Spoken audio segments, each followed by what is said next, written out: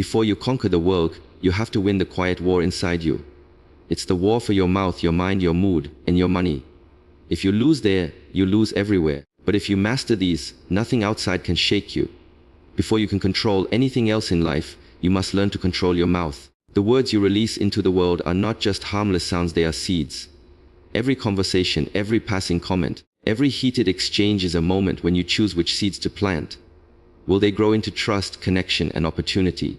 Or will they grow into division, regret, and resentment? The choice is always yours. Speaking with intention means slowing down enough to ask yourself, is this true? Is this necessary? Is this kind? These 3 simple questions form a filter that can save you from a lifetime of cleaning up verbal messes. We often underestimate the weight of a single sentence. One careless remark can undo years of hard-earned respect, while one thoughtful phrase can open doors that might have remained closed forever. To speak with intention is not about being silent or avoiding hard truths. It's about delivering those truths in a way that they can be heard. Sometimes that means softening the tone without watering down the message. Sometimes it means pausing until your emotions settle so that your words carry wisdom instead of heat. People rarely remember every detail of what you said, but they will always remember how your words made them feel. When your speech consistently leaves people feeling understood, respected, and valued, you build a reputation as someone worth listening to. Controlling your mouth also means knowing when to hold it shut.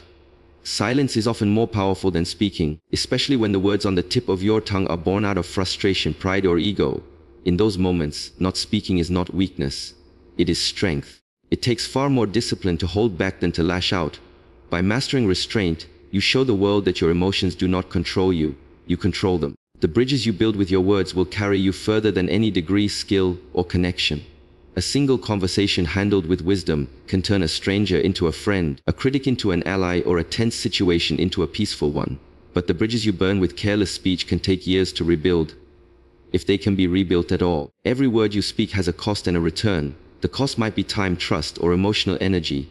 The return might be influence, loyalty, or opportunity. Wise people speak as if every word is an investment, and they seek to invest in ways that compound over time. It is also important to remember that your words shape not only the world around you but the world inside you. What you say repeatedly becomes what you believe, and what you believe becomes how you live. If you speak bitterness, you will live in bitterness. If you speak possibility, you will begin to notice doors you didn't see before. If you tell yourself you can, your actions will start aligning with that belief.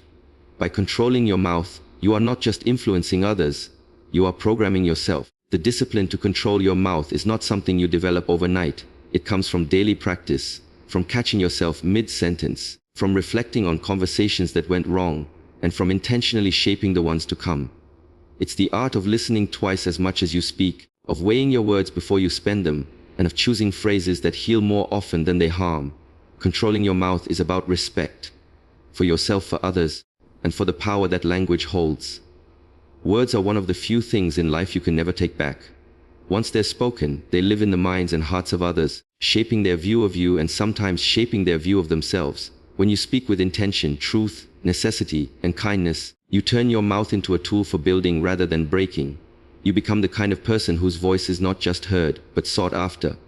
And in a world full of noise, that is real power. The quality of your life will always reflect the quality of your thoughts. Control your mind and you control your destiny. But if you leave your mind on autopilot, it will drift toward negativity, fear, and limitation because that is the path of least resistance. The mind is like a garden.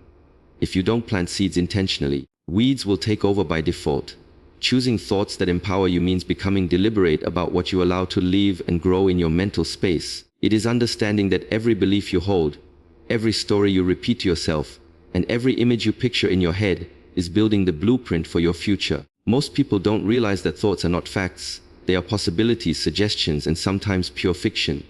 Yet without control, we let every thought dictate how we feel and what we do.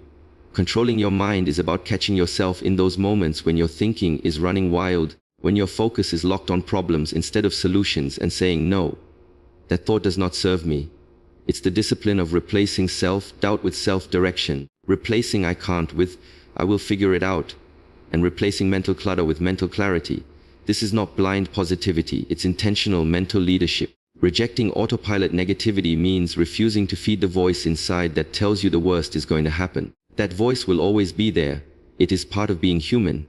but you can choose whether you give it a microphone or let it fade into the background. When a negative thought comes, you can either sit with it and spiral deeper, or you can challenge it, reframe it, and move towards something more useful. This takes practice, it takes awareness, and it takes the courage to accept that you are responsible for where your mind goes, no matter what is happening around you. Feeding your mind with ideas that serve your future is just as critical as rejecting what does not. Your mind is constantly being shaped by what you consume: books, conversations, media, and even the environments you spend time in. If you surround yourself with cynicism, gossip, and low standards, those patterns will become your default thinking. But if you surround yourself with ambition, learning, and high expectations, those will become your default instead. The content you allow into your mind is either training it to rise or training it to sink. Every piece of information you engage with is either sharpening your vision or blurring it. You cannot build a strong future with a weak mindset. The thoughts you hold on to most will eventually manifest into actions, habits, and results. That is why mental discipline is not optional, it is essential. There will be days when your mind wants to give up before your body does, days when your thoughts try to convince you that the effort is pointless. Those are the days when controlling your mind becomes the difference between quitting and pushing through. A disciplined mind doesn't ignore reality, but it focuses on what can be done instead of obsessing over what cannot. This is not about perfection. You will never have complete control over every single thought that enters your mind, but you can control which ones you water and which ones you starve. Over time, the empowering thoughts will grow stronger, and the limiting ones will fade. You will find that your default reaction to challenge is not fear, but curiosity. Your automatic response to setbacks is not defeat but resilience, and that shift will change everything. Not just how you think, but how you live. Controlling your mind is the ultimate form of self-leadership.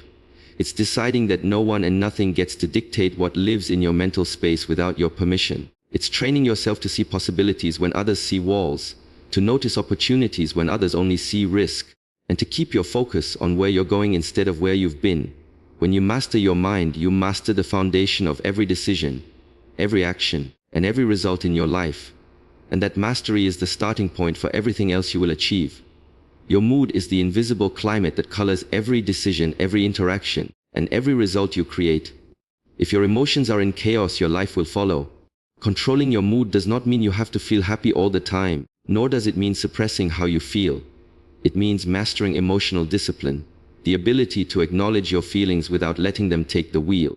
It is the art of responding instead of reacting, of choosing your actions based on your values and your goals rather than on whatever emotion happens to be strongest in the moment. When you react without thinking, you hand control of your life to whatever or whoever triggered you. A single word from someone else can ruin your whole day, not because of the word itself, but because you gave it the power to. Responding, on the other hand, is deliberate. It gives you space to breathe, to process, and to decide how you want to show up. That space between stimulus and response is where your strength lies. The more you practice pausing, the more you realize that you do not have to follow every emotional impulse your mind throws at you. Mastering your mood is especially important in the storms of life. The moments when pressure is high, circumstances are uncertain, and people around you are losing their composure. In those moments, most people get swept away by fear, anger, or frustration. But the person who can stay grounded, calm, and clear-headed becomes the anchor for everyone else. Being the calm in the storm does not mean you ignore the chaos.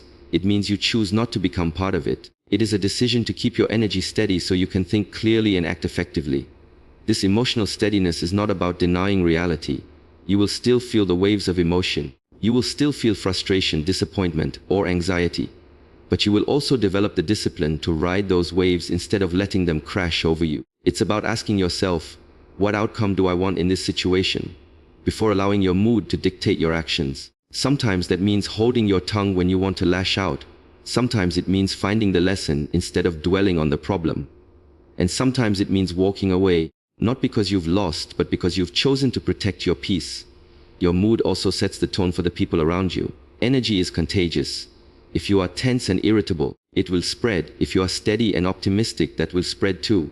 Leaders, whether in families, teams, or communities, know that their emotional state is not just personal. It affects everyone they influence. By controlling your mood, you become a stabilizing force, someone others can trust to remain composed even when the ground is shaking. This level of emotional control takes awareness and practice. It means noticing the early signs when your mood is starting to shift, catching yourself before you get swept away, and using tools that bring you back to center. Those tools might be as simple as taking a deep breath, stepping outside for a moment, or reminding yourself of the bigger picture. Over time, these small adjustments create a habit of self-mastery that becomes second nature. Controlling your mood is about taking full ownership of your inner state, no matter what is happening externally. It is refusing to let circumstances or other people decide how you feel and how you act. When you master your emotions, you gain the ability to move through challenges with clarity and strength. You stop being tossed around by the winds of the moment, and instead become the steady hand on the wheel. And when you are the calm in the storm, you not only navigate your own path, you help guide others safely through theirs. Money is a tool, and like any tool, it will either build your life or break it, depending on how you use it. To control your money is to take full ownership of where it goes, how it grows, and what it does for your future. Most people work hard to earn money, but very few work with equal intention to manage it. Without control, money slips away quietly, disappearing into impulse purchases, hidden fees, and habits that feel harmless in the moment but compound into financial stress over time.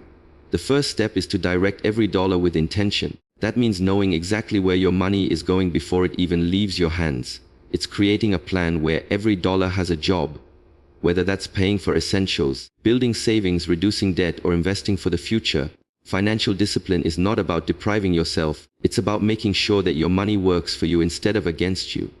Every dollar you spend is a decision. When you spend without thinking, you trade your freedom for temporary satisfaction. But when you spend with intention, you align your finances with your values and your goals. It's not about never enjoying your money. It's about enjoying it in ways that also protect your long-term stability. Building systems for financial stability means creating habits and structures that keep your money flowing in the right direction automatically. This could be setting up automatic transfers to your savings, paying bills as soon as you get paid so they never become a source of stress, or creating a budget that you actually follow. The power of systems is that they remove willpower from the equation. You don't have to decide every month whether to save or invest. It happens because you set it up to happen. These systems create a financial foundation that supports you, even when life throws unexpected challenges your way. True control over your money also means building a safety net. Emergencies are not a matter of if, but when. A car breaks down, a medical bill arrives, a job changes. These are part of life. When you have systems in place, these moments don't have to turn into crisis. An emergency fund is not just about money. It's about peace of mind, knowing you can handle whatever comes without panicking or going into debt. Once your foundation is secure, the next step is to invest in your freedom. This is where money stops being just a means of survival and starts being a means of expansion. Investing is how you make money work for you, even when you're not working. This could mean putting money into stocks, real estate, a business, or skills that increase your earning potential. Every investment should be made with a clear vision of how it moves you closer to financial independence. The goal of controlling your money is not simply to have more of it. It's to have more choices.